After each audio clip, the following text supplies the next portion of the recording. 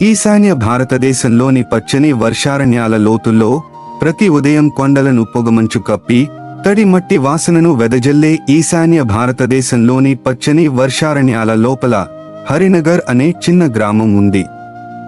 ఇళ్ళు వెదురు స్తంభాలపై నిలబడి ఉంటాయి. ప్రతి వర్షం తర్వాత గడ్డితో కప్పబడిన పైకప్పులు మెరుస్తాయి. ఎత్తైన సాల్ మరియు టేకు చెట్ల మందపాటి పందిరి గుండా సూర్యుడు చూసేలోపు కోడిపిల్లలు సూర్యోదయాన్ని ప్రకటిస్తాయి. పిల్లలు ట్రాఫిక్కు బదులుగా ప్రవహించే ప్రవాహాల శబ్దానికి మేల్కొంటారు.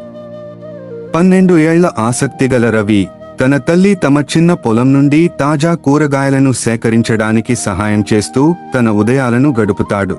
అతని తండ్రి అడవి నుండి అడవి తేనె మరియు కట్టెలతో తిరిగి వస్తాడు. అడవి లైను జాగ్రత్తగా గౌరవిస్తాడు. మీకు అవసరమైనది మాత్రమే తీసుకోండి అని అతని అమ్మమ్మ అతనికి ఎల్లప్పుడూ గుర్తు చేస్తుంది. వర్షాకాలం సజీవంగా ఉంది. చిలుకలు ప్రకాశవంతమైన ఆకుపచ్చ రెక్కలను మెరుస్తాయి.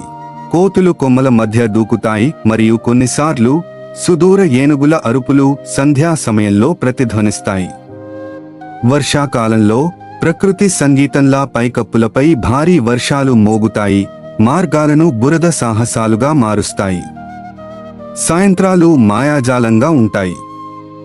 గ్రామం ఒక చిన్న భోగి మంట చుట్టూ గుమిగూడుతుంది.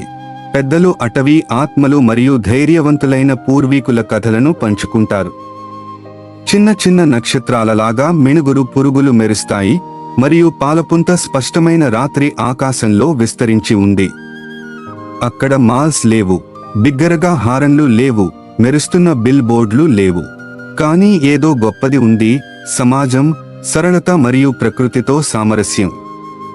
హరినగర్లో జీవితం నెమ్మదిగా, సున్నితంగా దాని పక్కన ప్రవహించే నదిలా కదులుతుంది.